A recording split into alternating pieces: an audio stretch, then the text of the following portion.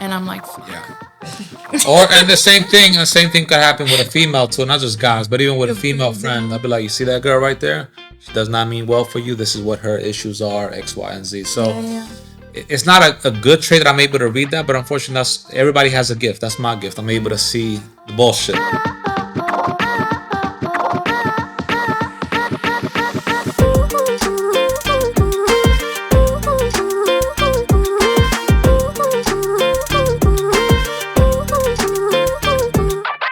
Hello and welcome to today's episode of Supernova Podcast.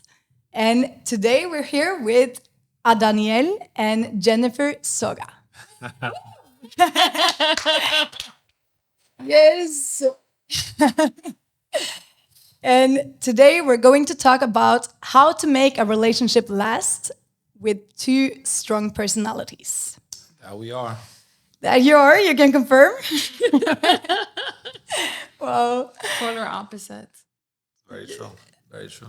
How did you actually find each other though? Well, we were friends. We were friends since high school, so we've been friends since we were 14. So I've seen him date, my high school friend. They're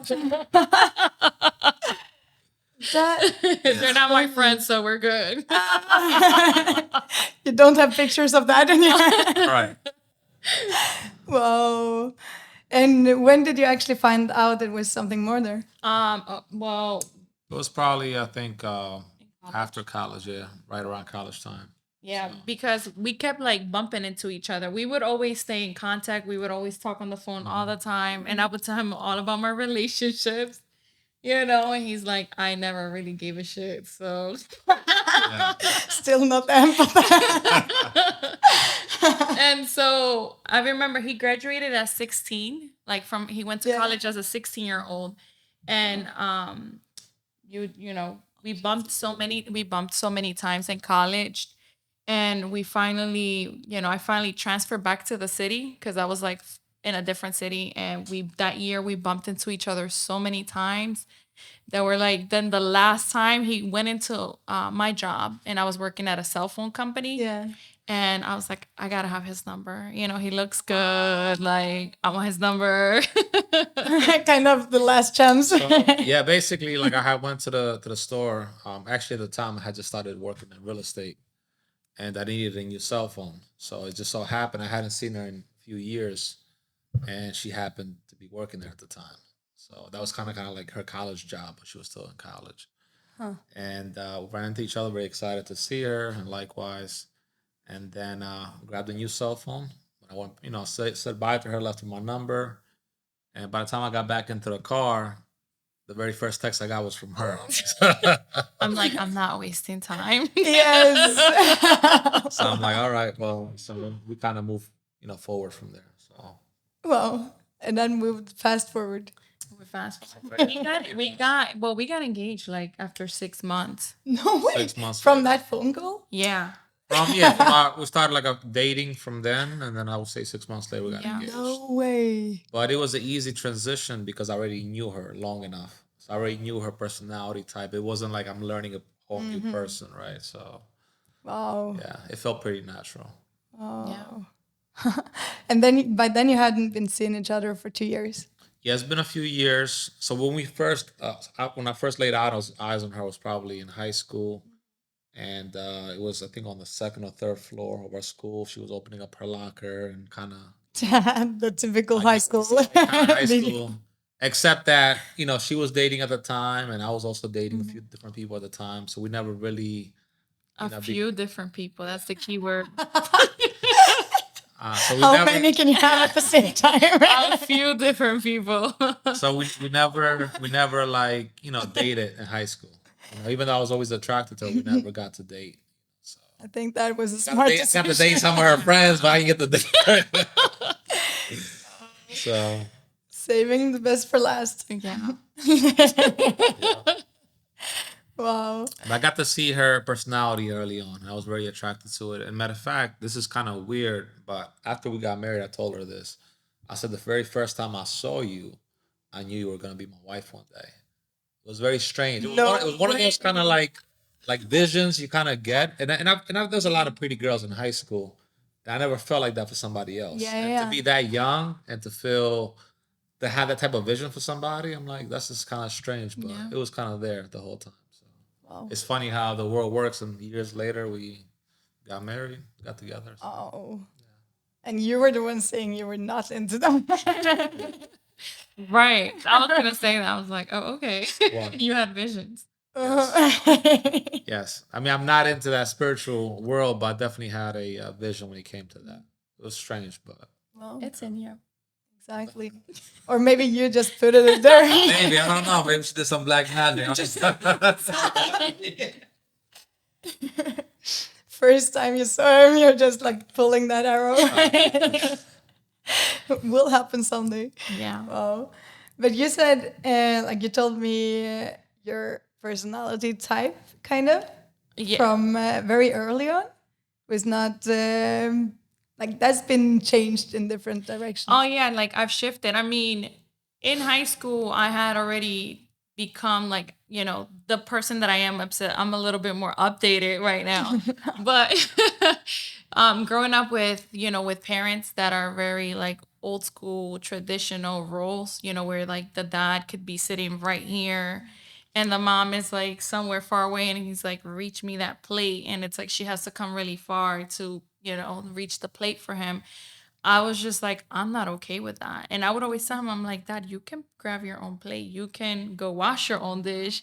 And we would always bump heads. So that was already something that was in me. So when we got married, that was something that we had to really, really like fight through. Yeah. Or adapt, evolve, grow. So you have two strong personalities kind of going at it, right? Battling for almost like a leadership role. Nobody willing to give an inch. But in a healthy marriage, there has to be a certain level of understanding, and the word submission I feel like is used in a very negative connotation. It's not supposed to be like you do whatever, she does whatever you tell her to do, but it's more like allowing somebody to take that role and being able to support them in that. You know, it's like having a car. You guys, I don't know if in your country you guys have the student driver cars, right, with the two wheels, where you have when you how you learning how to drive in your country. Yeah, you Is would there have like a like teacher? driving. Like a Yeah. drive. The car has typically two steering wheels, one with the teacher and No, one with it's the not two student. steering. So here, some places they'll have one with two steering wheels, right? Where the one that the teacher has, and then the one for the student. Now, if two people are struggling for leadership, right? The woman and the man, you have two steering wheels, the car's eventually going to crash because you're trying to go right, he's trying to go left. Exactly. That was us. So you have to allow one person. It's almost like an agreement. You have to allow Yeah, one yeah. person to be the leader at the end of the day.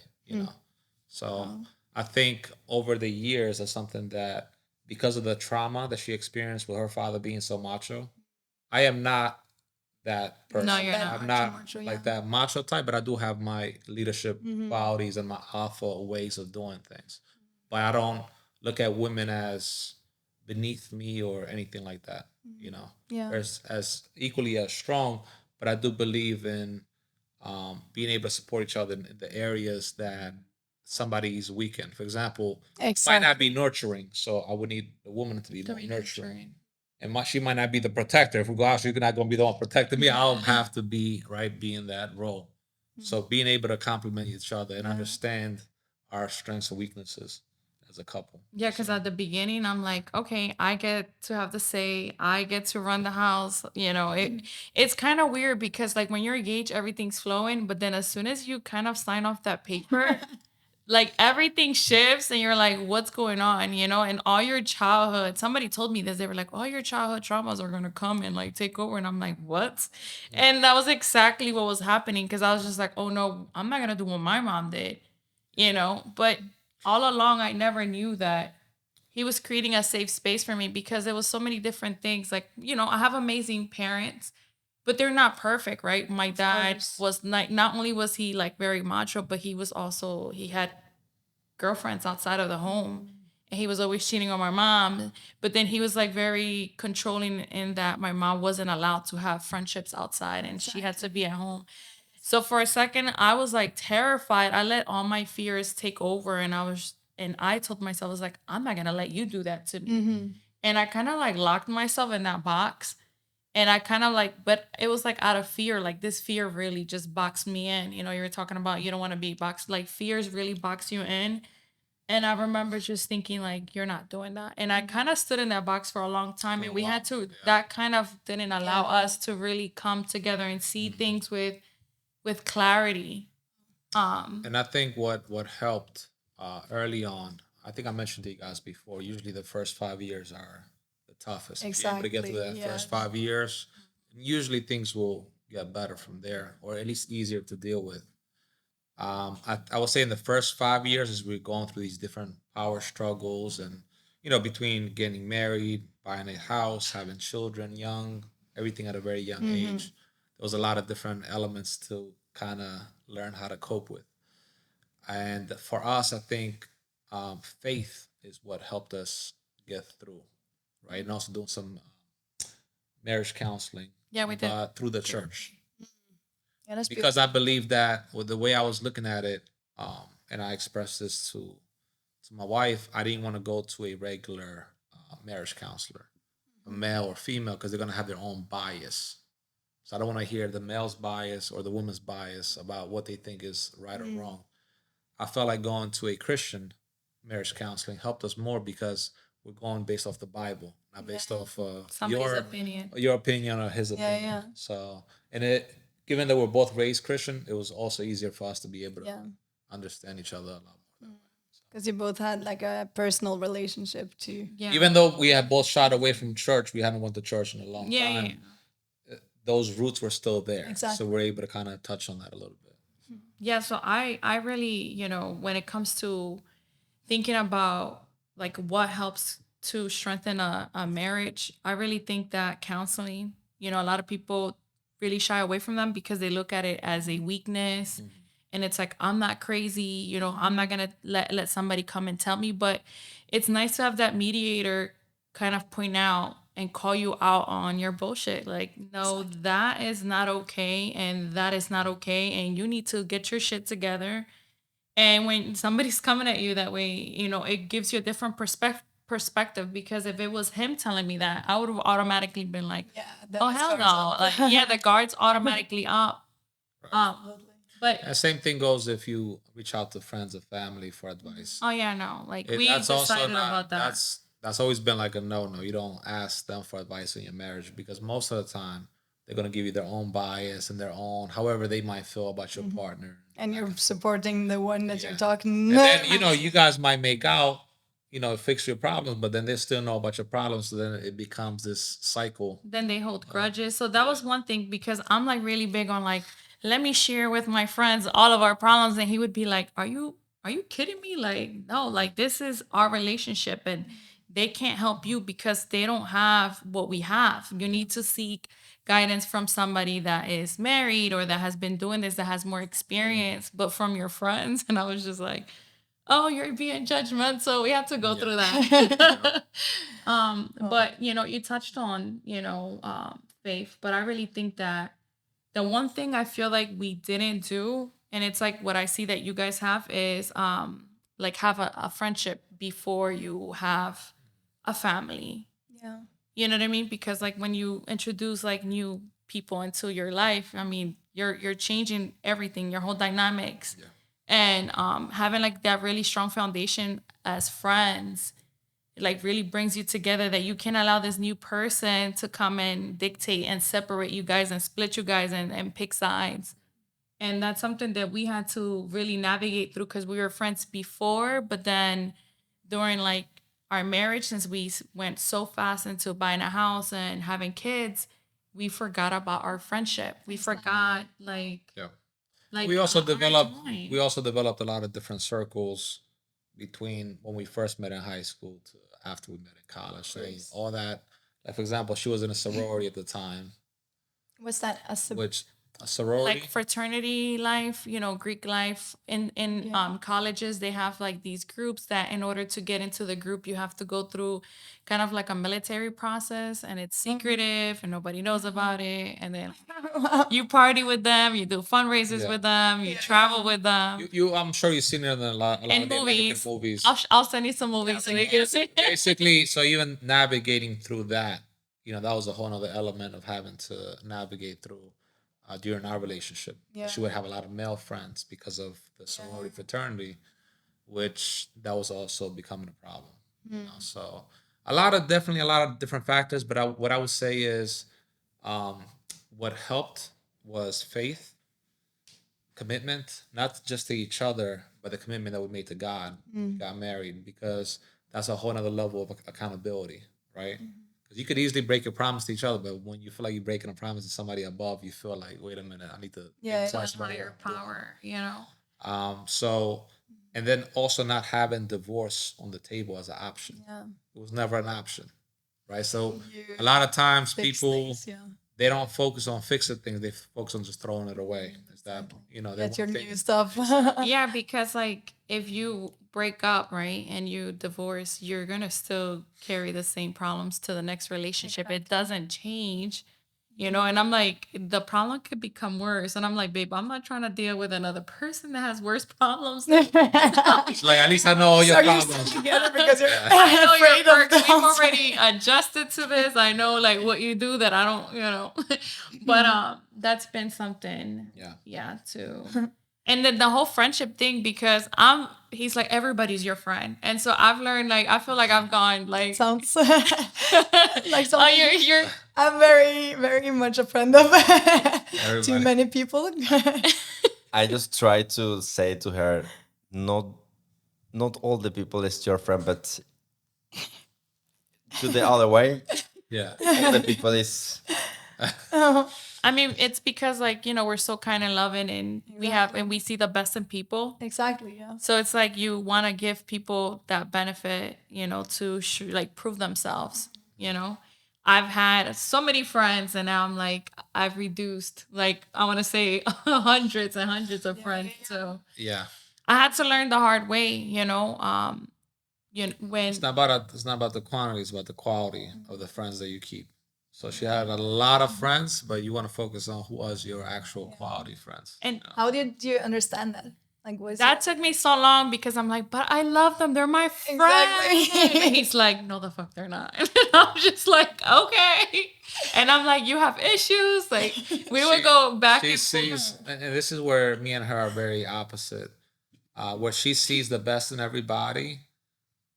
you start with the worst. I see. Well, no. So my thing is, and this is probably also part of he sees my- the worst in people. I see the real side of people. Yeah. The side they don't show you. Because everybody shows you their smile, but nobody shows you their true intent. Their Right? slick side. So How do you for see that, me, I don't know. I think maybe it's just the way I grew up. You grew up in the streets. I grew up in a way where I'm able to read people fairly easily. And then, of course, I also went into federal law enforcement. I shared with you guys a little bit before. So then I got even more training on how to That be just able to made read it worse, because I couldn't even. psychology and read people's body language and everything. So we will come across situations like, hey, you see that person? They're going to do X, Y, and Z to you, or they're going to do way before it happens. It was so annoying, because he'd be like, nah, that's not your friend. He likes you, and he probably just wants to bang you. And I'm like, what? No, they're my good friend. Like, and he's like, what? No. And next thing you know, would get a random text message, and he would just be like, because like we're very comfortable with. And he's like, you see this shit? This is the shit that I was talking about. He's like, address it. And I'm like, fuck. Yeah.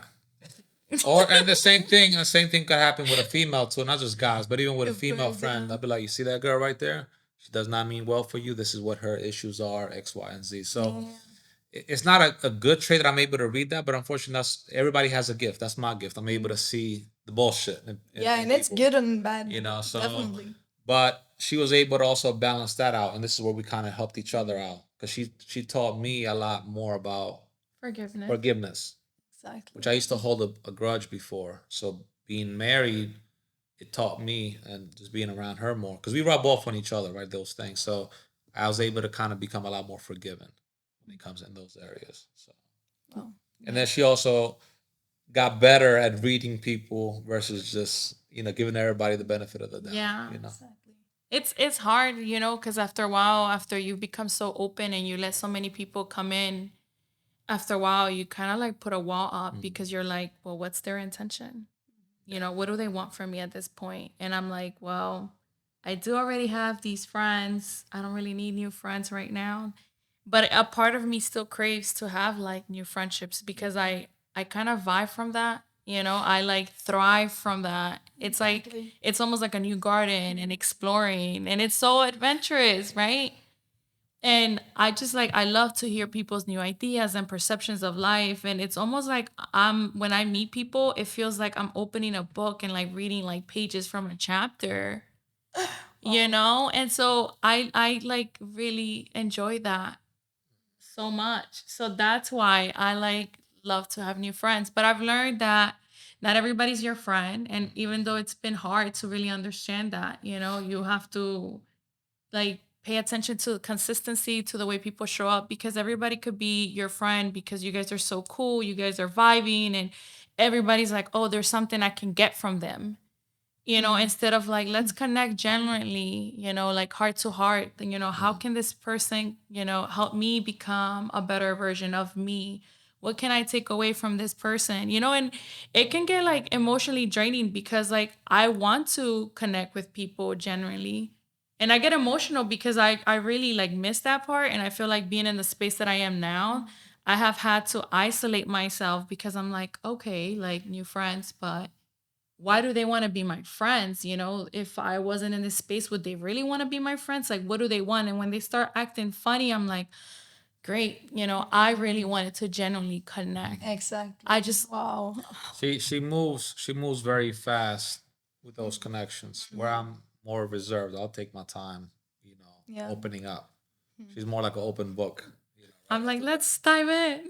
Yeah. Exactly.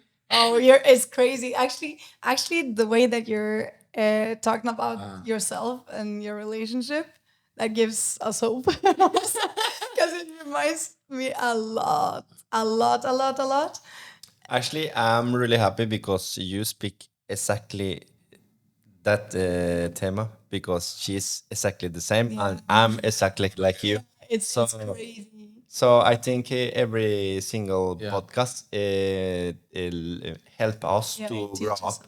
It's good. So it's really, evolve. really nice. Yeah. I You love can always it. take away That something. gives me chills because it's almost like this is meant for you guys as well. This is part of your journey of like evolving as human beings here. Like, And also listening to couples who've been through it already, because sometimes I know we would rely on our parents, but they grew up in a different generation or different, Exactly. way of doing things. Whereas we growing up in our own generation with new problems and new things that we have to learn how to navigate through. different problems. Different problems. Yeah. Can I ask you, like, how did you grow up? So for me, so I was born in Albania. I was raised in Greece, and then I moved to Philadelphia. But my parents always worked all their life. 2, 3 jobs. So I spent a lot of time almost raising myself. You were the How to only be a kid? man. No, no, I had 2 sisters. But I was the only boy, so I had to teach myself how to be a man. Actually, you have exactly 2 girls and 1 boy, right? And I Yeah. had 2 girls. So Yeah, nice. so the same thing exactly. And she also grew up two girls and a boy. And her, Wow. so, Yeah, yeah, like we both come from a similar like structure in a way. But by doing so, by having to teach myself, I learned early on how to read people, and I made a lot of mistakes. More mistakes than I could count, but it helped me become In which way? good and bad. Just making tons of mistakes. I had no direction, so it's like the only way What to was learn the is typical mistake, kind of? it could be on relationships, it could be on friendships. Can I give an example? Like, in terms of, I feel like loyalty with to the ground, like to the wrong crowd. Loyalty to the wrong people, Yeah. as well. Exactly. So it taught me also early on, like loyalty is not like 'cause that sometimes what we do is we think of the history that we have with some person Yeah. as something that we can't break away from. Exactly. Oh, I known this person for so long, and you feel So like you need almost to like stay. you almost feel like bonded. That's me. Yeah, me too. Person, And it's like, no, if that person doesn't serve you well anymore, or if you guys have grown apart in different areas, because when you're young, yes, it's all fun and games, right? Because your personality hasn't developed all the way yet. Exactly. But as you grow, you see your friends in a different lens. You're like, wait a minute, this is not the person I remember as a kid. Because yeah, they're also growing in their own path. And you might be at a place now where like, yeah, you have that history of knowing each other for that long, but you could be two completely different people Yeah. in how you view life, you know? 100%. I don't know if you feel, for example, I love to learn new things all the time, but my friends from before don't do it. Don't do it. So I will not say that today that they are my friend, Uh-huh. but that time, yes, but not today because I always grow up. Correct. And now I meet them and they just speak about something like, okay, I'm finished. So it's like Famous people. I think with men especially, you want to be around other like-minded individuals. It's like for men, iron sharpens iron. Iron against wood, it will dull your iron. It will make your iron less sharp. Should be the same for us. Right. Definitely the same. Yes. You know, being around people that have the same, you know, kind of goals is very important in order for you to grow. If you surround yourself with friends that don't have the same aspirations or goals as you, they're gonna end up dragging you down. So it is time to kind of you don't have to cut people off your life. You can still know them and say hello and be courteous and once in a while maybe hang out with them. But the majority of time has to be with people who are in the same path as you. And I like to defer, agree to disagree or disagree to agree. Because even though there's friends that are not in that same journey as you as you're evolving, I feel like as long as they genuinely like love you, Yeah. why should you cut them off? Exactly. Yeah. Okay, like our IQs might be different, but their love for you is like real. So why should I cut you off? I have those friends. You're not cutting them off your life. But you're distancing yourself. But I don't like to do that. It's a matter of who And you this is spending how- more that who you spending more of the time with. It's not about like you're not my friend no more. It's like, okay, if I have 10 hours a week that I can spend with friends, 9 of those hours are gonna be with the people that can help me grow, and 1 hour I might spend with the 100%. person that is still there for me. But in order for me to evolve and grow, I have to be in an environment that's gonna allow me to grow. Otherwise, you will be stuck. And if you're okay with that, then that's fine. But it depends again what your goal is. That's why. But I feel like there should be a balance. Exactly. That's You know what I mean? Like sometimes like those people that are not in that journey of evolving and, hustling and working hard and, ambitious, they are also, going through other human experiences that as they share, you learn from that. So I don't like to miss out on that. And I don't like to miss out on the fact that this person loves me like before I made it and loves me even now. And I'm like, you are a keeper, So that's kind of. I think well, the loyalty is important. No. I said I have friends who don't have the same aspirations. that's it. And I love like sometimes it's nice to take a break. It's nice to sit in an environment where you're like learning and ambitious and talking about dreams. But it's so nice to kind of like reconnect with somebody that truly loves you and is so excited to see you thriving, even though that they're not.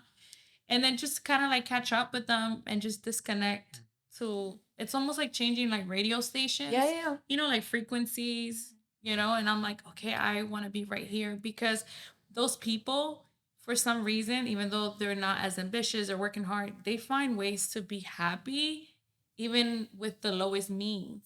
And so sometimes you need to like touch the ground, like really like touch, there's the saying like, I forgot what the saying in Spanish, like alguien que toca los pies, like en la tierra. Yeah. Keep both feet on the. Yeah, and I love that about those people because sometimes you need to be reminded that material is not everything. And when you see them, they're laughing and enjoying life with the simplest things. And those people are the ones that want to give you everything that they don't have. And I'm like, that brings me joy. But then you also really, really got the very right people that loves you also. Yeah. And I think like I usually, I used to put up like a schedule actually because I understood this myself that I needed to change kind of in the way of friends and how I spend my time and also to put more intention. into it. And then I started, like, first I felt like a horrible person for doing that. Yeah. But then I was like, okay, I need, like you said, the hours of the week. And I were putting it up like to 7 hours each day. And then you will have this amount of hours to grow, and then to, like, for fun and for love and for Right. business, and like for these different areas. Yeah. And then some people you could actually find in different boxes, so that would actually make it more reasonable in a way to Yeah. spend more time with these people, because it could both be for fun, and it could be for growth, and it could be for work and mindset and everything. Yeah. Absolutely. Don't get me wrong. When I say like surround yourself with like-minded individuals, that person does not have to be have the same education as you Exactly. or make the same amount of money. It's more so about having the same goals. Exactly. Okay. That's what I mean by that. So that person does not have to be at the same level as you. They could be a couple levels below or a couple levels ahead. But what you don't want to be is the person at the top and surrounding yourself with people where you're not learning nothing. All you're doing is giving, because then you're Yeah. just stuck there. There's nobody to help you up. You understand what I'm saying? But then you also have like the giving, or because that's if you look at one goal, Yeah. like if you look at business goals, but then maybe like your friends, it also sounds like they have maybe even bigger like happiness goals. Yeah. And that's also that could also teach you something. Of course. But it's very dangerous. It's a dangerous place to be if you just find yourself around those Yeah. people, because it could be like only fun Yeah. all the Yeah, time. yeah. And of course, it's even harder to get out of Exactly. that. Yeah. Exactly. But, So there's definitely like different areas, right? You have family, you have health, you have whatever your financial goals are. There's so many different areas. So you're gonna surround yourself with people in all of those areas, you know. But just understanding is where are you trying to go in life? Because we only have a select amount of time, you know. And you'll notice that sometimes people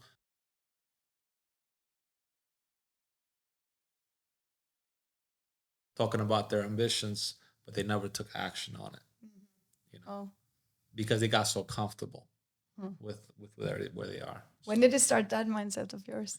Like being For like very me, ambitious. so I think once I started seeing other people's journey, being inspired by other people, seeing them how they were able to progress, I think for me, when we first got married, I would say a big part of my focus was family, because I left my country, moved to the U.S., and I had no family here, just my sisters, my parents, all my cousins, uncles, aunts, everybody that I ever like enjoyed spending time with. Everybody was back home for a long time.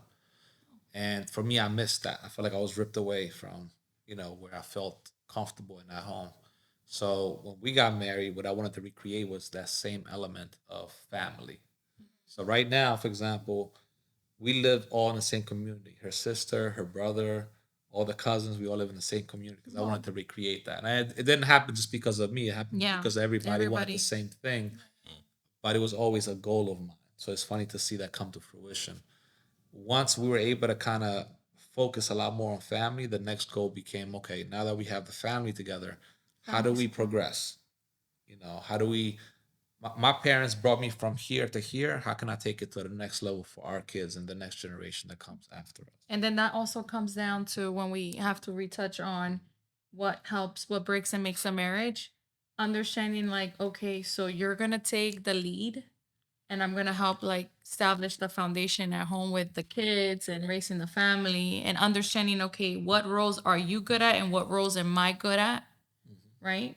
And also we switch, there's a season for me where he's been supporting me and my dreams and my programs and my business, and then we switched, and now it's his time, to also, but that's something really important, to constantly push each other to be a better version of yourselves or themselves, but also, reminding, because sometimes, as time progresses, you kind of get discouraged, and it's almost like, hey, do you remember that dream, those goals that you had? What happened to that? Like, when you're gonna get back? Yes. So doing that for each other, and kind of like motivating, because we've done that for each other.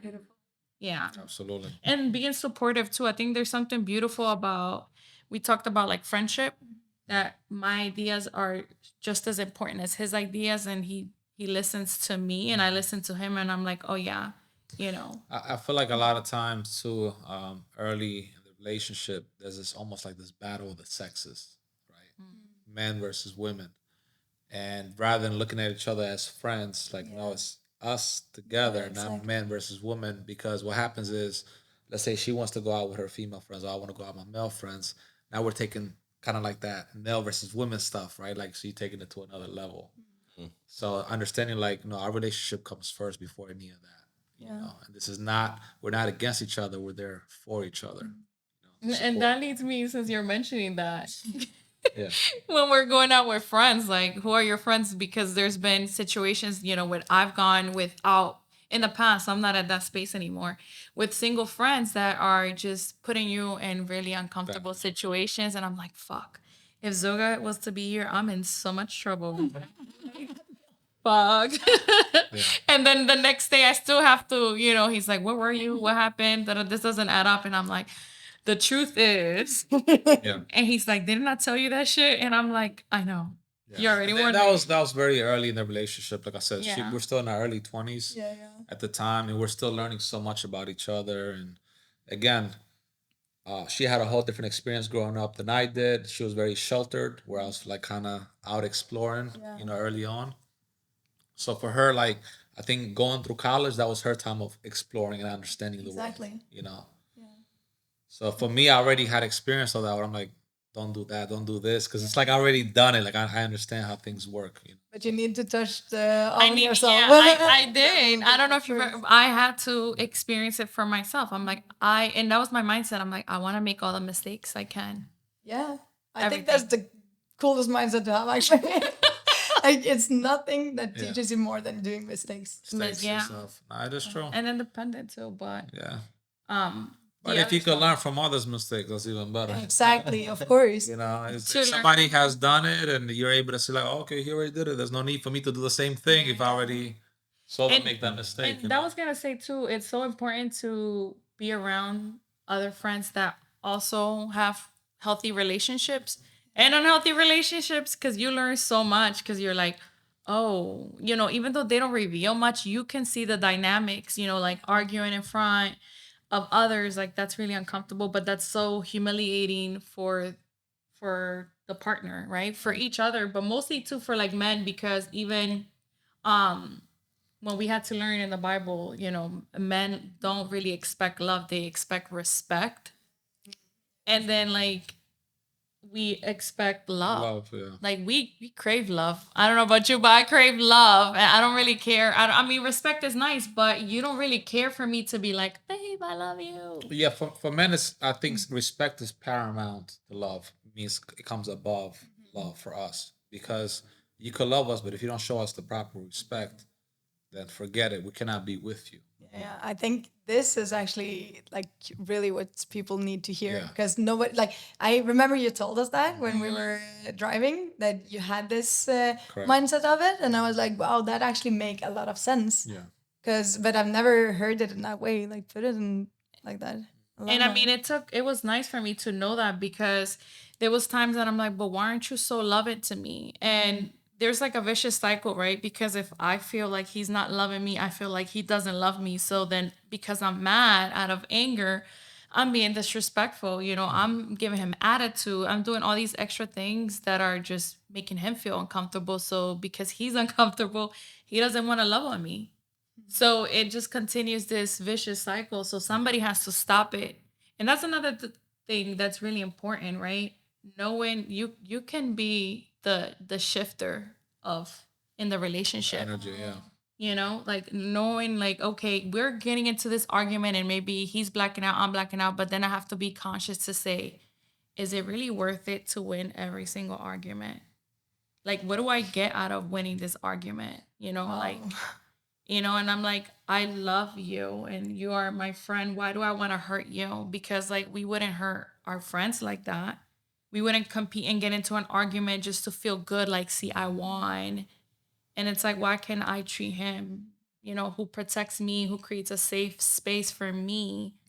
I don't want to lose that, because not every man, and I wouldn't even call it every male, is not able to create a safe space for a female. Well, here's You the know? thing, though. What I've seen in some relationships too is that, and I think the media and everything also has a big part in this. Is that the saying, "Happy wife, happy life." Yeah, yeah. Some people take that to the extreme, where they allow their partner to basically kind of control the relationship. So it's like, I'll do whatever just to make her happy, but in the meantime, you're allowing her to disrespect you. You're allowing her to do all these things that now you losing a part of yourself being in that relationship because you're trying to please that person. So you have to put your foot down about certain things. Let your partner. You have to communicate. Let them know, like, no, this is. You have to be able to almost put your foot down, put an ultimatum, like either you stop that or this is not gonna continue. But that, Because then it creates this bad cycle if you don't stop it early on. yeah, no, I agree. And when you said that, I used to think that there was a time where I felt as though he was like, these are inappropriate things in a relationship. And I kept thinking, you're trying to change me. And then I realized, am I here to please the public or am I here to please the person that creates that safe space? Because for me, I don't know, for you, like the safe space is extremely important, like feeling protected and knowing that no one can come and disrespect me if he's around. And I feel almost like a kid that I'm like, I'm with daddy and no one can come and fuck with me because he's here. And I'm like, do I really want to lose that? Do I want to lose my best friend? And that took me a long time to understand because I used to think it was weird for people to say, "Oh, he's my best friend." I'm like, "You're weird."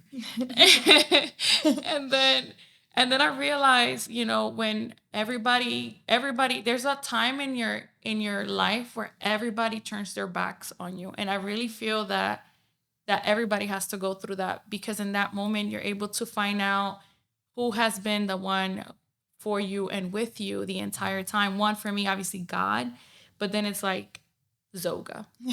So- Like he's been the one in my corner. Whether I was wrong or right, he was always defending me and holding my back. And I'm just like, that's a best friend. That's what best friends do. well, Now, expectations too. I think like addressing expectations early on. I know when we got married, she had this expectation of a partner almost making her happy, right? She like when we got married, she's like, "Oh, you have to make me happy." I'm like, "You have to make yourself happy." exactly.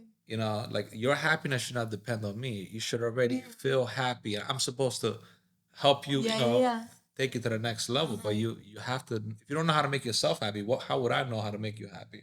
So for me, Exactly. I don't get married because I expect you to make me happy. I already come there with I know who I am. And we get together to for a common goal, obviously. Yeah. You are 100%, Yeah, not 50. exactly.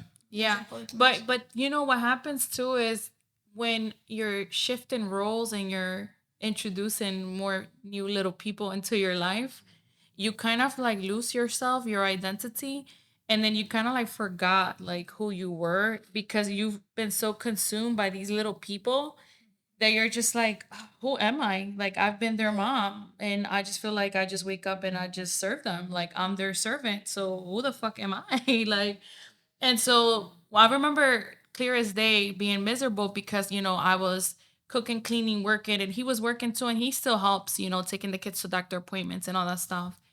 And he doesn't stop going to get groomed, his haircuts, and he's always taking care of himself. But when we have so much on our plate, because we're also not just raising kids, but we're also playing nurse, we're also playing psychologist. We also want to make sure that the kid is like up to par with their milestones, that they're emotionally, being fulfilled, and they're also like being independent. Like we have like at least like my mindset as a mom just kind of went overboard, and I forgot about me. Self care. I think Self-care, a lot of, yeah. mothers do that. Yeah. How old were you when you When I had be- the three? I was 20. Well, I was 24 when I had my first one. And then, and you met at 18, like for this. We met in high Dating. school when we were 14. Yeah. And then we got married at 23, 22, oh, 23. at 22. 22. Yeah. So you had 2 years, kind of. In a way, because we started dating, right? We Yeah. got married in 2010, and actually, no, a year later, our daughter was born. Right. So Yeah. a year after marriage was Yeah. adorable. But it was just like, I don't regret having my daughter. And, you know, I really believe in miracles. That was a miracle because I couldn't have kids anyways.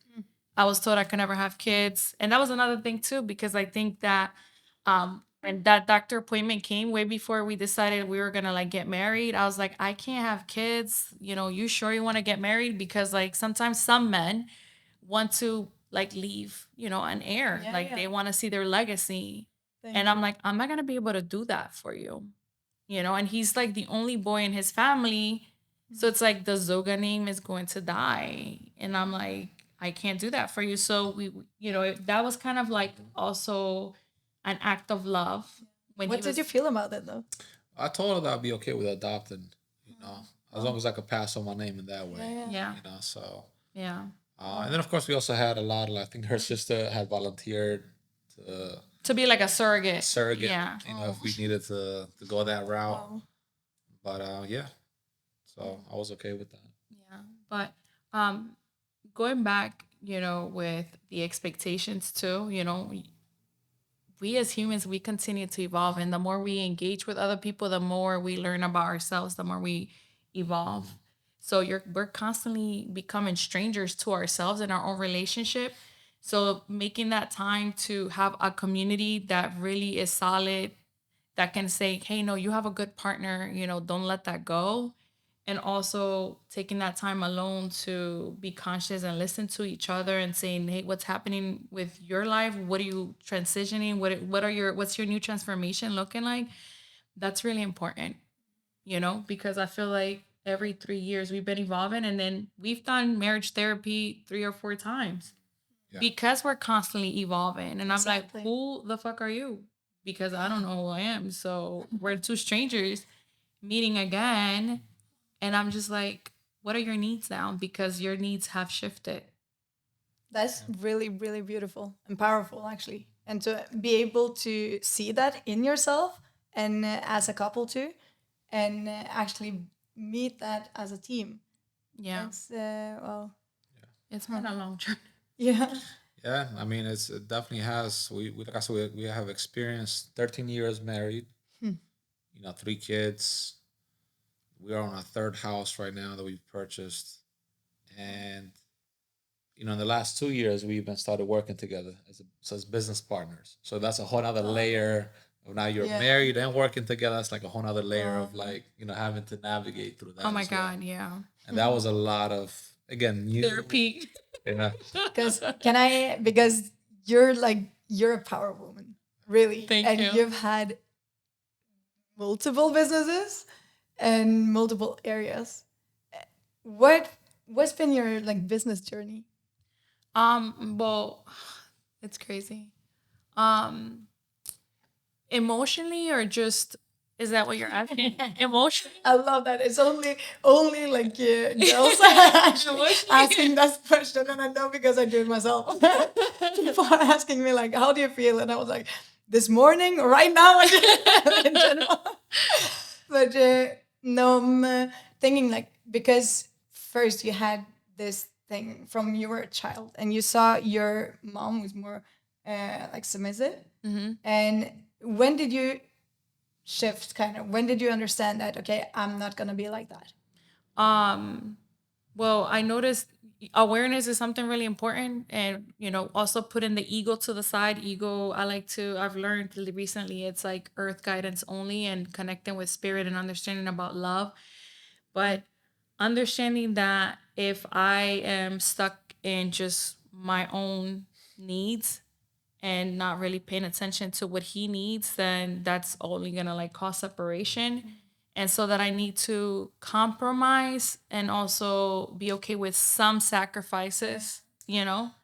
To- I like to say, right? Yeah. What? I mean, what I was going to add to that is a lot of the trauma of submission came from seeing like some of the cultural Okay. differences. Now you're just kind of like, okay, like you're I want the to submission. redirect. So Yeah, the yeah, no, so with the submissive, like, so to answer your question, understanding that being submissive wasn't me being like a bitch, like somebody's bitch, somebody's servant, and being more like I'm his co-leader and he's my leader. I am like his co-pilot, he's my pilot.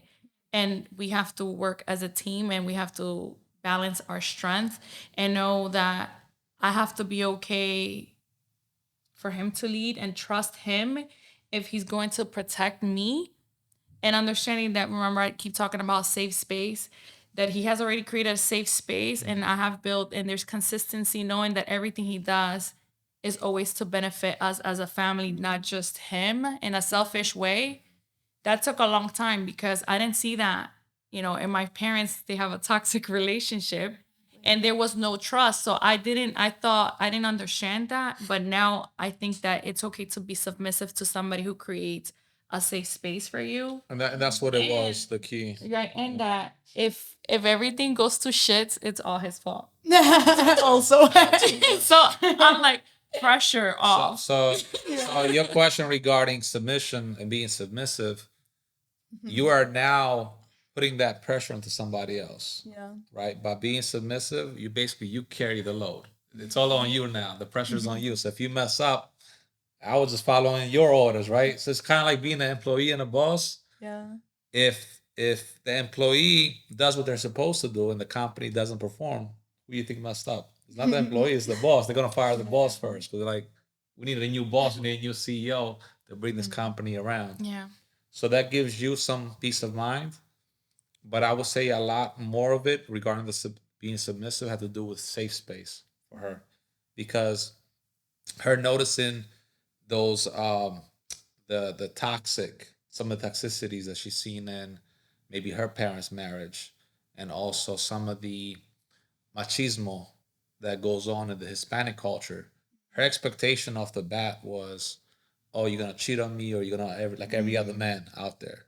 And of course, she also had her bad experiences with men before me regarding cheaters and so forth. And I mean, and let's just clarify, just to be inclusive, not all like Latinos cheat. Correct. So there's a little bit in every culture. So In every culture, no, absolutely. But And I'm not saying that they do.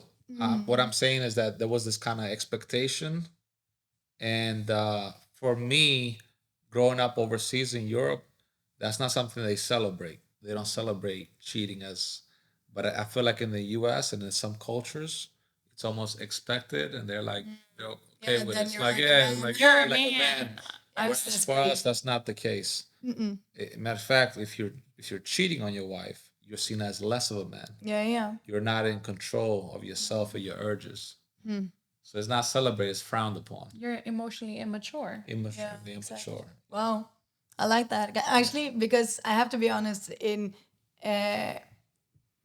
like just hearing about like the submissive thing and these things, I get a bit like, no, I don't want that. And but also the way that you talk about it and the way that I see you, actually it's more the way that I see you and the way that I got to know you a little bit at least, and to see the respect that you have for each other and the teamwork. Because for you, like I know, and that's also why I wanted to know about your business journey, because you have had like a lot of business, and you're really, really, really empowerment. In my eyes, that's like the thing, and and only by listening to like the safe space and these things, I wouldn't imagine that in that way.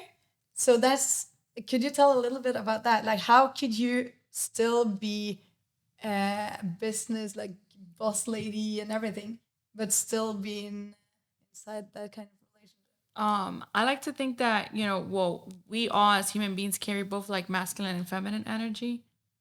And having to be in this space of like feeling empowered has a lot to do with feeling like comfortable with who I am, but also being in the right partnership where he allows me and embraces me as I am, and I'm allowed to show up. And I mean, if he didn't allow me, we wouldn't even be together. If I can't be myself, then I feel like I'm in a cage, and if I'm in a cage, I can't be in this space. So that's why I also was really conscious about that. So being able to be in a business, I felt confident because I have to think about the journey of so many women in my family and where they are now. And I'm like, okay, I have a good husband. And right now, I get to really set the example for my daughters, for my nieces, that it's okay to still focus on yourself and create a balance where you get to run a business and you also get to be a mother and you get to be a good partner. But I really think that that wouldn't really, I mean, I know that there's a lot of women that are amazing boss ladies, but I feel as though if he wasn't in my life, creating that support and embracing everything that I am, because I'm quirky, you know what I mean, I'm weird, and I embrace all those things. Yeah, but I embrace all those things, and he embraces that about me. So I feel really comfortable to show up into spaces knowing that I don't care, I don't need to be validated by anybody else, but I have my validation, but I also have his support. So that allows me to be in a space where I don't have to stress about anything else, but just focus on the things that I love, you know? So, Which kind of, because you said just even outside, like before we started the podcast, you had like 8 programs yeah. rolling at once. Yeah. Which kind of things do you do? So I do, well, I've been a life coach, but I've been a life coach for, I used to work for a nonprofit. And back there, they used to call it, I forgot the name, they used to call it, it was a different name, but I was a life coach. And so I worked with middle schoolers, high schoolers, helping them navigate their life and understanding, their struggles and not allowing those struggles to be an obstacle to reaching their goals, going to college. That was the main thing back there. And then I worked as a life coach at a university. So I've worked at universities. I have like my master's of science in counseling, but I've also have my master's. I was trained to speak with college students who were came from very poor backgrounds, kids that also came from really rich backgrounds, but they didn't have the emotional support. So understanding what life looks like now that you're on your own, or helping students that they had parents that did everything for them and they didn't know how to live life Exactly. as independently.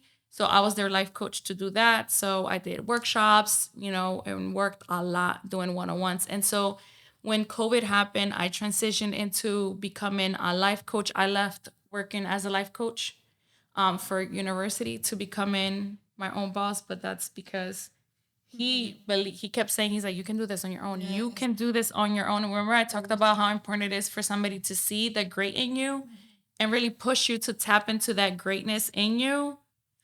So I did it because I was like, fuck it. You keep talking about it. Let me just give it a try. And I was just like, but if this fails, it's all your fault. But it went well, So I work with women and I did one-on-ones where we talk about how to navigate life. And it's nothing, not as a therapist or psychologist or a psychiatrist. It's more on like life, daily life, providing tools and resources on how to like navigate, as a mom or as freshly out of a relationship or in a relationship. And so I did one-on-ones, and I also did journaling every morning.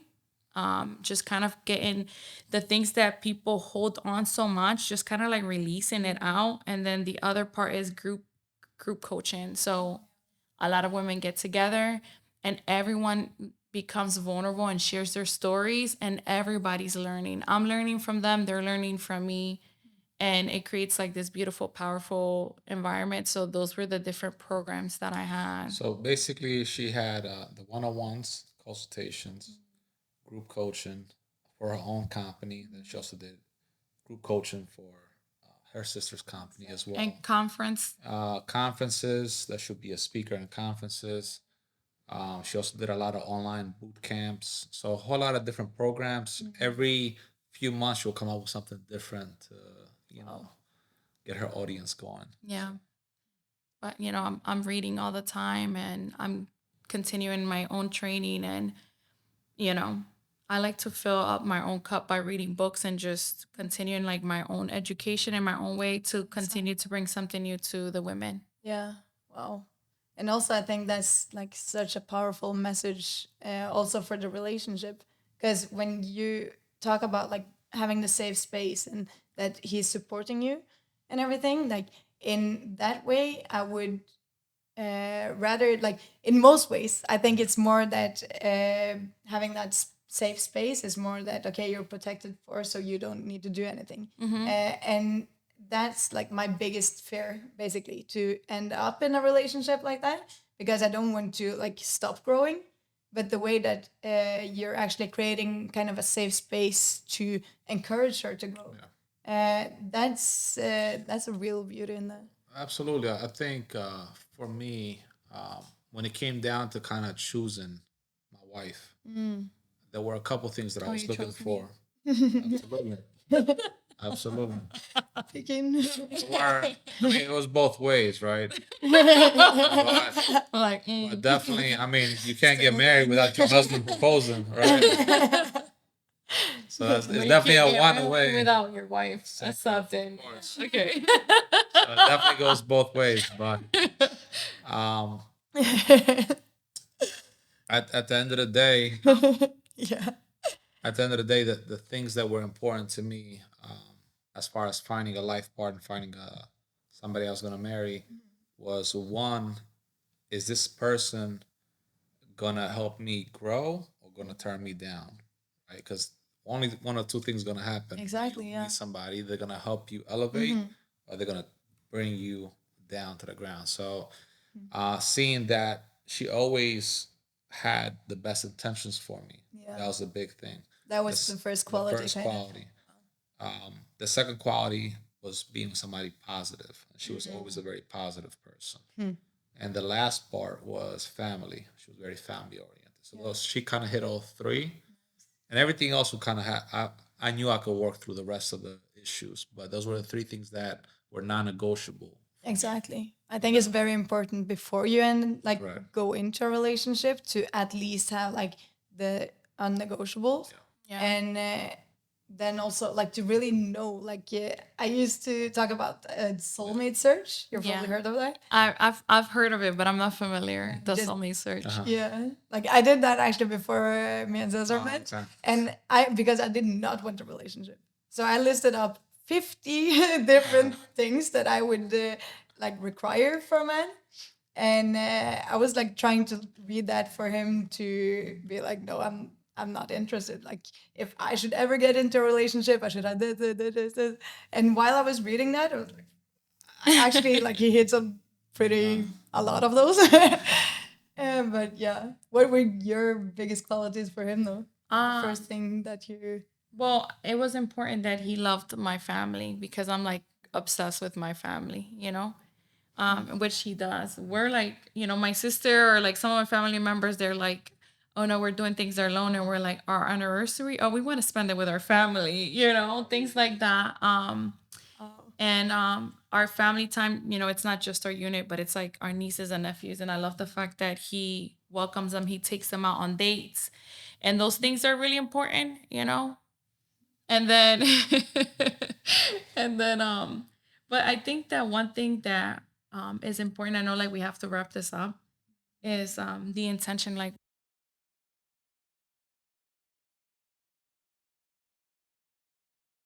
to be with a life partner that even when, you know, the lust fades out, the sexual attraction fades out, the honeymoon fades out, and you look busted, that you could still like be in love, but not be in love physically, but be in love emotionally and spiritually, and age together.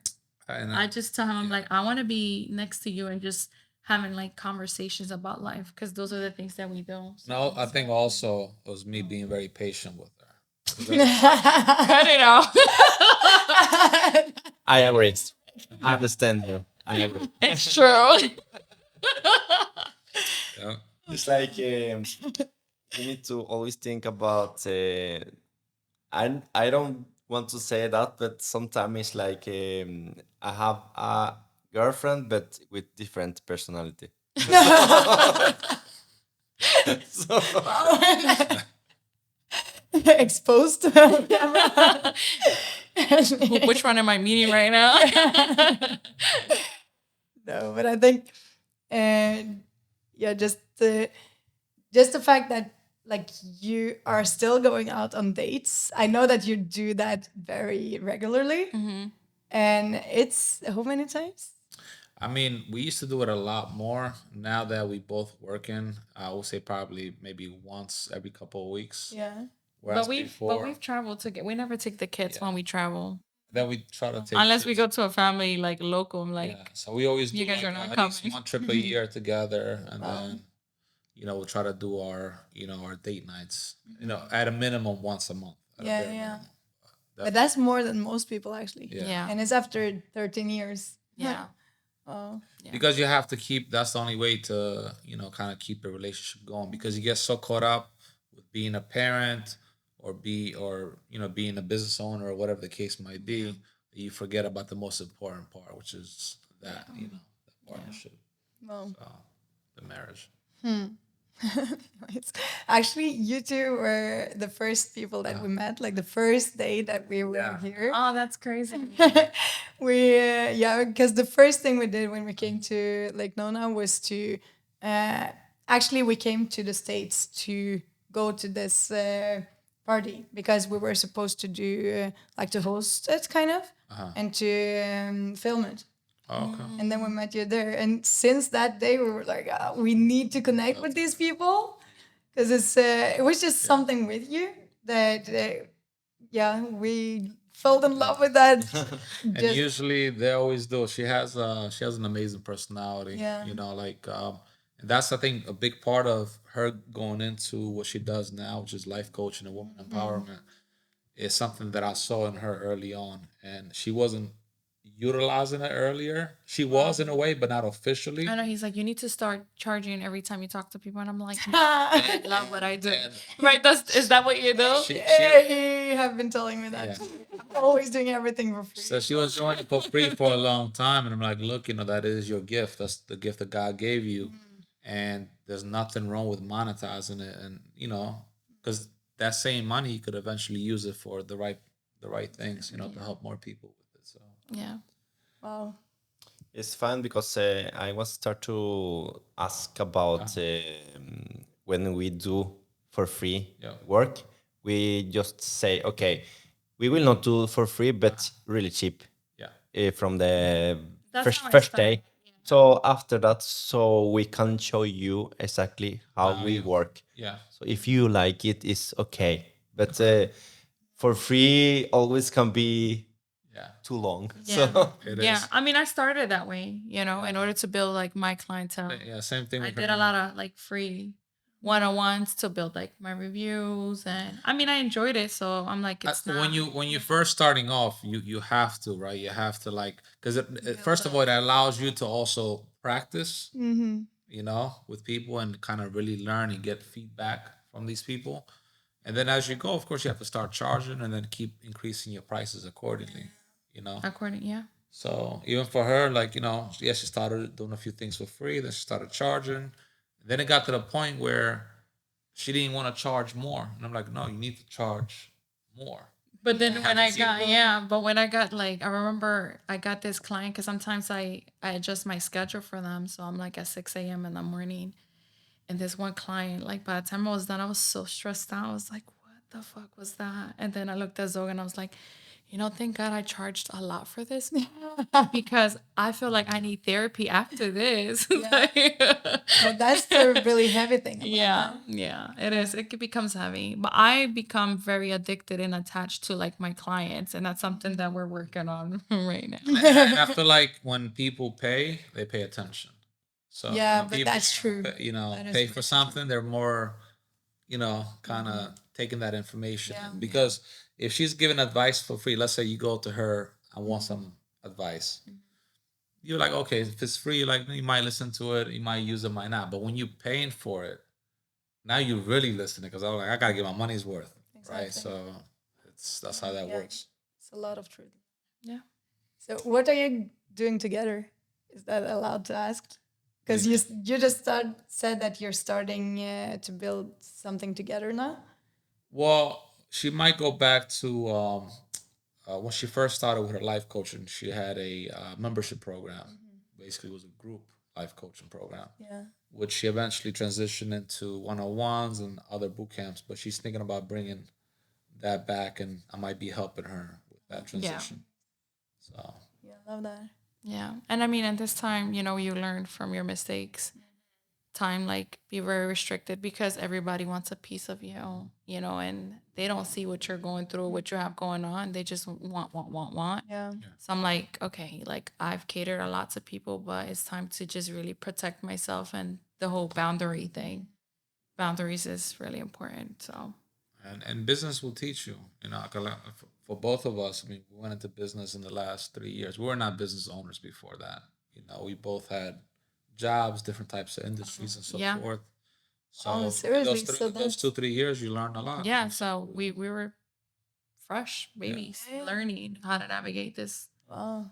So How did it like ending up taking that leap kind of together? It was the pandemic. So during the pandemic, you started reflecting a lot about life, what's important. So during the pandemic, she was at home. I was still working remotely, right? Because they couldn't go into the Yeah. office. So I had to work from home. And I was working a lot, like 6 7 days a week, to the point where I'm home, but I'm not really home. I'm in the computer all day long. And it got to the point where I just didn't enjoy it anymore. Even though the money was excellent, I started reflecting like this money's not worth it. It's not worth my peace. It's not worth what I'm doing. And I started seeing. I was inspired by people that I was seeing um, with their entrepreneurial journey, Yeah. and I saw. So when I started self-reflecting, I noticed that all my previous jobs, I was a top performer. In the bank, Exactly. I was a top performer. I was getting a lot of awards. They had me teaching others how to sell. And as a federal agent, I also got a few awards. So I've always been like very competitive, Exactly. but not for myself, for other people. So Yeah. their companies were making money, but I wasn't really getting paid accordingly. So that's the moment that I'm like, wait a minute, why don't I just put that same energy into myself? That same competitive energy, let me do it to build my own business, not somebody else's. And that's how we kind of started. And same thing with her. She was the first one to start the business before I did. Um, and I told her like, look, you know, I'm still working in the meantime, but let's focus on you and your dream because I already had accomplished one of my dreams. I think I shared with you before. One of my passions was to become an agent, and she was very supportive. I supported him. I was like alone with The kids, yeah, the kids. for like 4 or 5 months Yeah. while I was in the academy. Was it 4 or 5 months, 6 months? Yeah, about I think And far away, like, and that was hard. But I was like, no, no, no, like, go live your dreams, you know. yeah. So, Beautiful. so he, Once I needed to cash accomplished- back. Yeah, once I accomplished that, Like, you need to pay me back. once I accomplished my passion, you know, I felt like it was time for her to also live out her dreams, and that's how we started with her business. You know, almost 3 years ago. So. But you're always in that together. Yeah. That's unique, really. Because even if you're both like very strong on each side, you always got each other's back. You have to. You have to. I mean, who else is gonna have your back but each other? You know. Yeah. Because you got to think about it, right? When you get married, this becomes now your new family. You're basically cutting the plug off, Yeah. right? So your parents, your father, your mother, whatever, sister and brother, yes, they're still your family, but no, your partner is now your new family, and they're their extended family. Yeah. You know, but some people forget that they look at their partner like not as family, but as just somebody they're marrying. Yeah. Yeah. You know, it's like no, we're really now deep. this is our family right here. I had to. I know that's your mother and father, but this right here is first before that, because otherwise they will get involved. That will cause tension in the marriage. Same thing with my parents. If I allow them to get involved, they will cause tensions in the marriage. So, you know. Oh. But also because it's important because then you like, okay, that's my priority, right? My partner, not my sister or my father or what.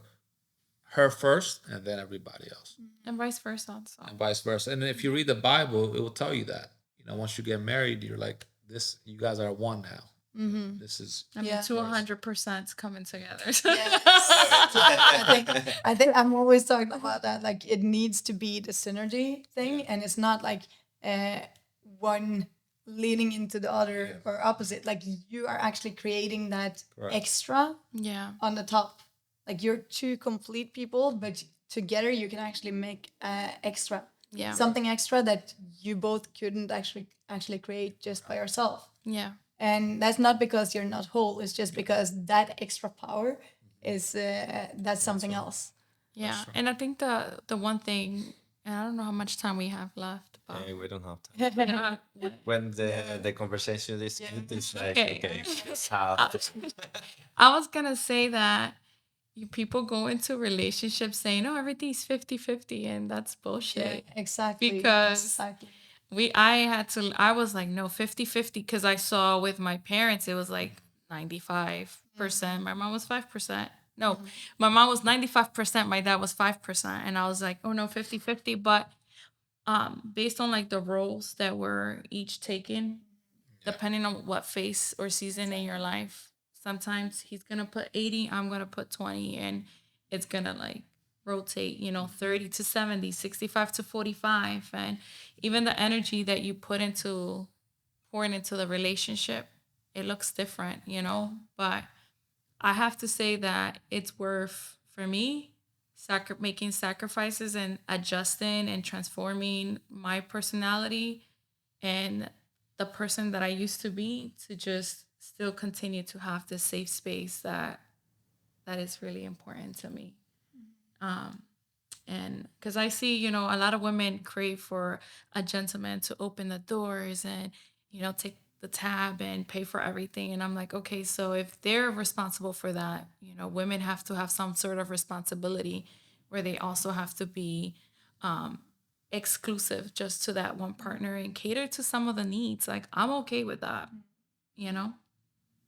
And as long as I still keep myself full as a human being, you know. I think that's definitely the most important. At least, like, never give like too much from yourself. Yeah. And also, like, you're very observant with that with friends, to not keep that away, but also to the partner. Like, of course, you would be giving up more because you will both, like, you're one.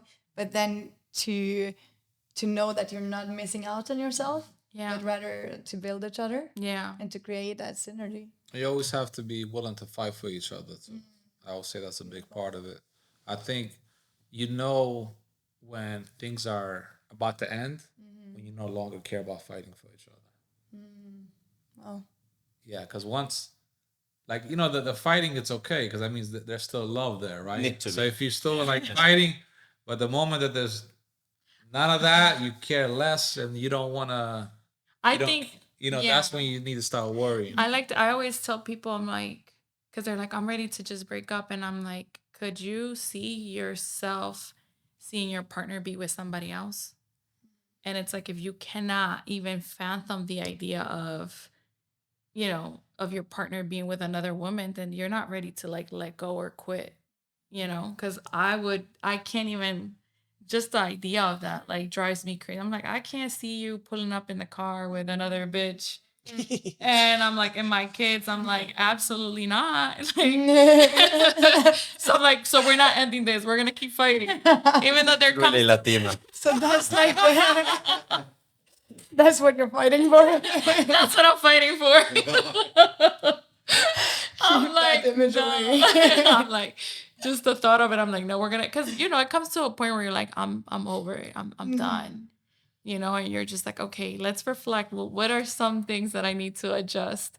And one of the most important things that I had to adjust was being too friendly, because he was like, you're too friendly. People get the wrong idea of you. You're too friendly.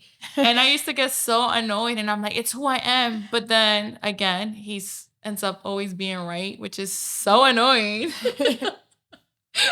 And I'm like, I wouldn't tell him he was right, Yeah. But he was right, people would. Shut up. Don't even try. Until Tell me.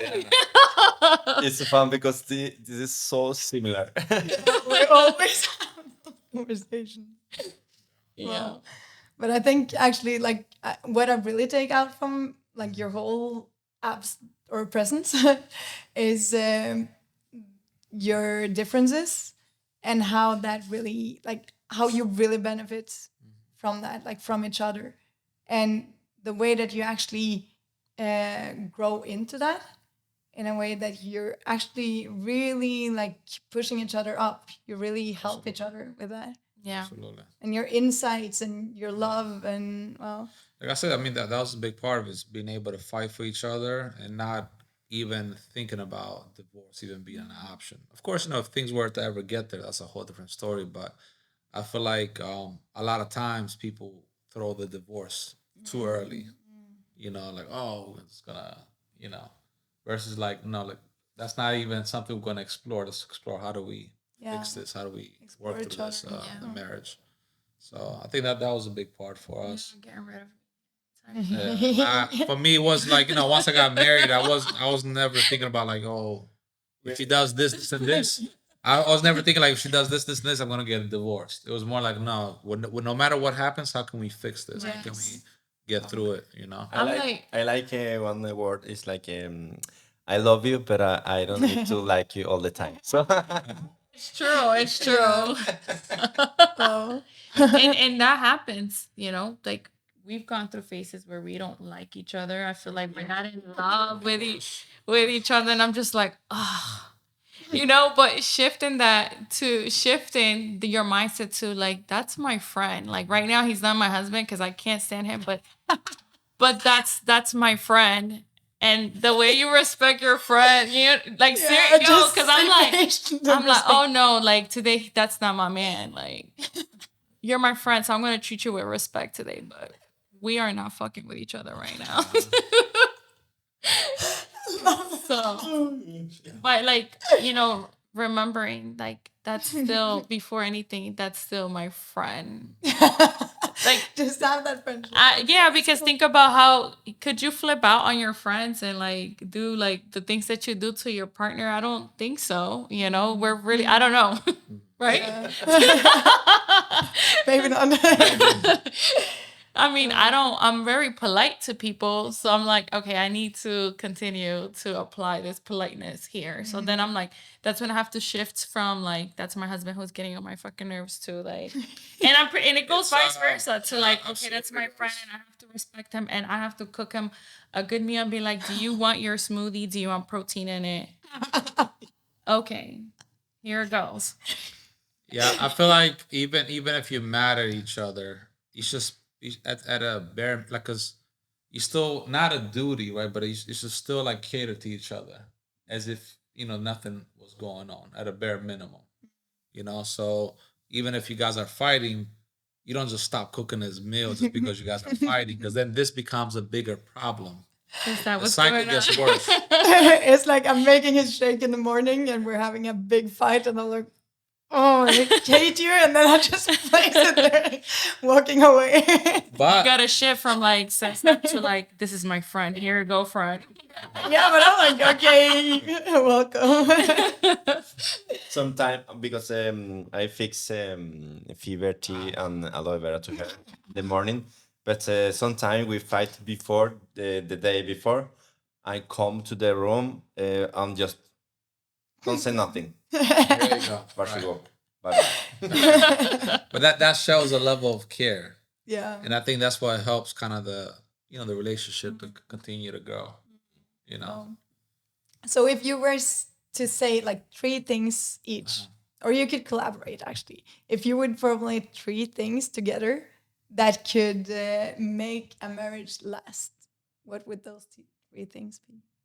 Well, I'm gonna have to have my own separate ones. Okay, It's three better. each, three Go for each. it. I was gonna say, to really look at every single day, every morning as a new, like, clean slate.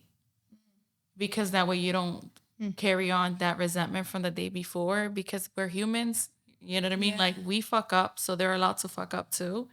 So it's a clean slate, and I'm like, good morning. And then he responds like with a smile, and I'm like, oh yeah, we're good. It's a clean slate. And the other thing Yes. that I had to learn was compassion. It's something that we don't like when we make mistakes. Sometimes we tend to be really hard on our partners, and it's like, no, you fucked up. Like, it's all your fault. And it's like, again, you're allowed to make a mistake. So that's something that I'm still learning, but I think it's really important to display compassion. And the last one, I'm still like, I'm crazy in love with him, and I always try to, like, I want to show up for me, and as I show up for me, I'm creating that energy that I love me, and he'll come back to me. Yeah. Even if we've disconnected, he'll come back. That's really cool, actually. Like, to love yourself first Yeah. is basically one of the three. Yeah. I guess if I have to pick three, it would be kind of like almost remembering why you with that person to begin with, why you first chose that person.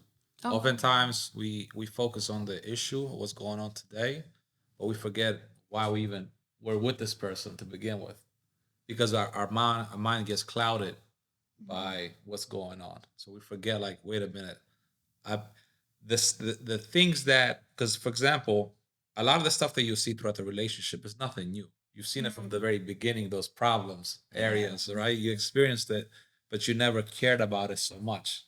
But the longer you are together, those same little things that used to bother you a little, now they bother you a lot. Yeah. Getting So crazy. having to almost kind of reverse the kind of like the way you think about it, like, wait a minute, like, but why did I become with this person? I knew she had those issues even before. Why do they bother me so much now, but they didn't bother me so much back But I've gotten better. But actually, because you said that, like, you read her, like you do to everybody. Yeah, absolutely. But which part of her did you actually like? What really interested you? The part that interested me from the beginning was her pure love for people. She really just wants to see everybody um, do well, and she has no hidden agenda. Yeah. Like, she loves on you, she just loves you as a person, as a she expects nothing from you. She wants nothing from you. She just wants to love on you. And for me, that was to see somebody like that I have never experienced before. So to see that purity in her, to see no ill intent, and to see that even for me, I didn't have the best relationship with my parents, but as we're dating, she would make sure that my relationship with my parents would get better. She would make me work on that. That to me showed me that Even she though had a they good didn't like me. intention. That she had a good intention for me, because I've dated. Yeah, my parents didn't like her to begin with. It was a culture Thing. thing. It's a cultural thing, but I was like, it's okay. I'm like, you don't But gotta to like see, but to see that, because I've dated people in the past where they didn't care whether how my relationship is with, but for her that was very important, and not just that, but whether it was the friends I would keep around, family, um, my goals, making sure that I pursue my goals. She basically had the best intentions for me, so that's what really kind of spoke to me. And I still keep in touch with his family for him.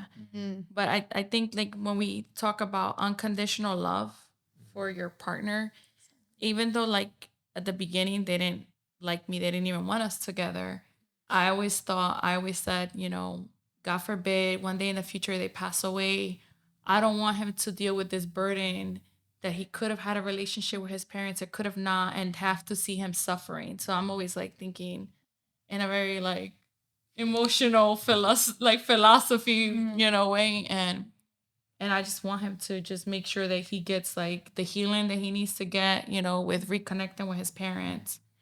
And I'm pretty sure it's healing. I don't know. I don't ask him because he's not like that.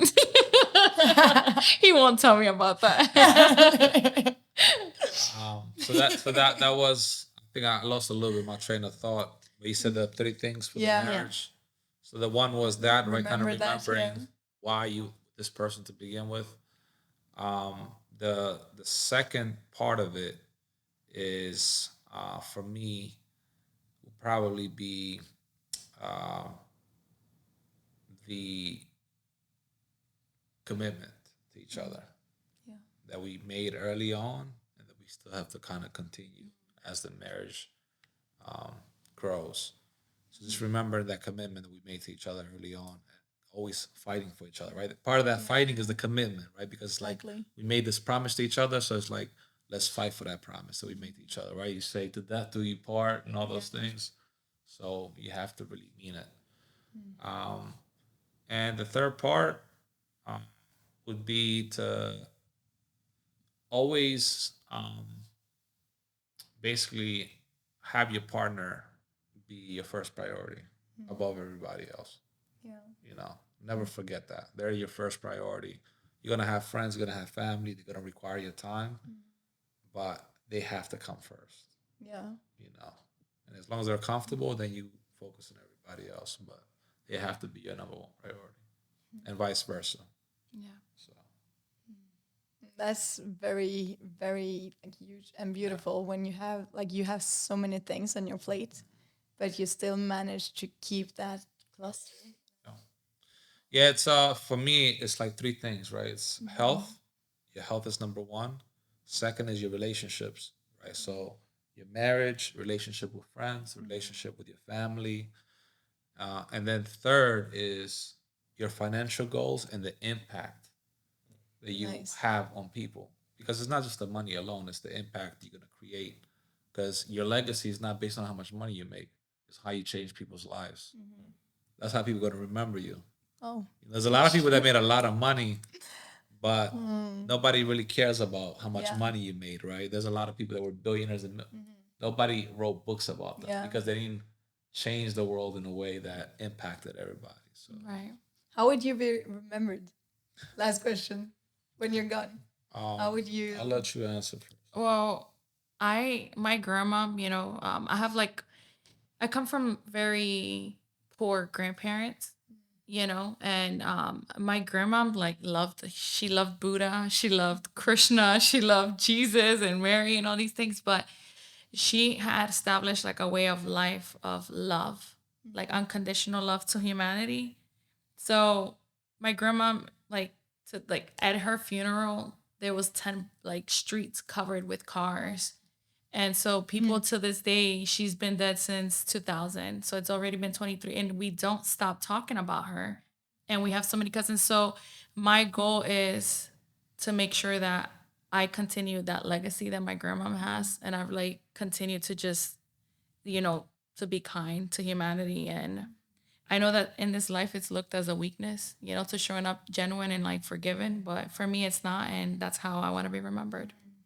You are actually really, really, really writing that legacy already.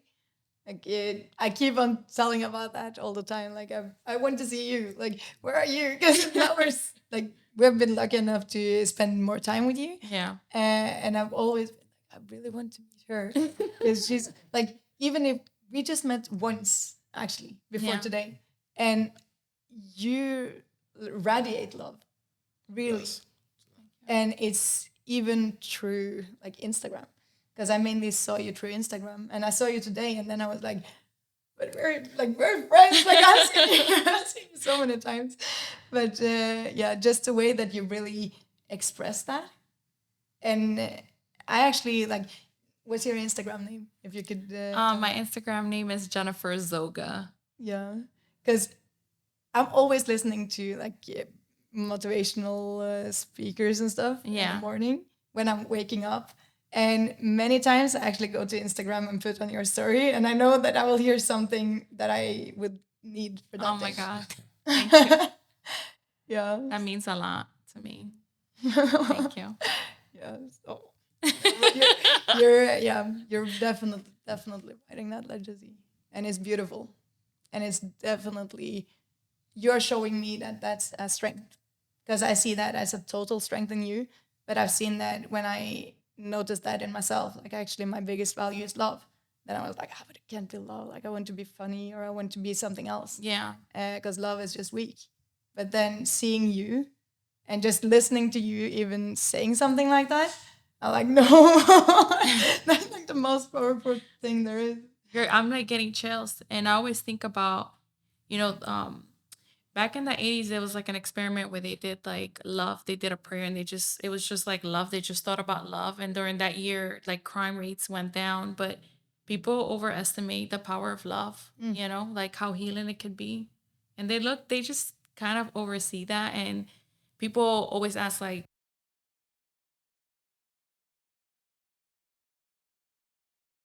I don't want to be boxed. Like, I just want to walk into a space just giving love.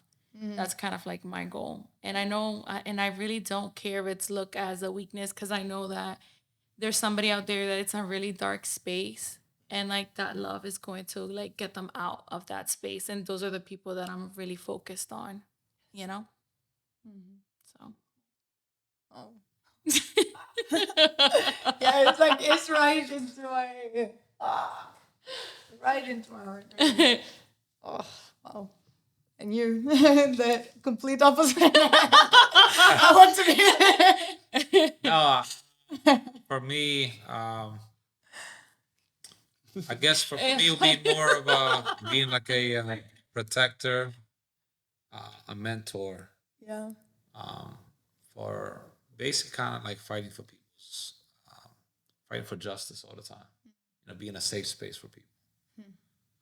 I guess the way I grew up, I always wanted to have a mentor. I Yeah. had to learn how to, so now that I've been through life, that I've seen so much and learned so much, I want to be able to save people the time to having to make those same mistakes. I want to be that person for them, that father figure almost for the world. I like my father figure. Hey, Daddy. Daddy.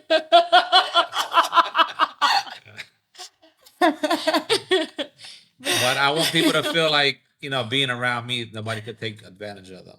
Yeah. You know. And you're not a gatekeeper, like hold back Yeah. on information. Correct. He's really open to allowing people into his space to like mentor and teach them things that Yep. he wish somebody would have taken the time, but because people are always so concerned about competition, they don't share. And it's like competition doesn't exist. I really don't, because everybody's so different, but Yeah. that's another story for another day. So. Yeah, like I think one of my things for me is a lot of times when I walk into certain spaces, people feel intimidated by my presence for whatever reason that is.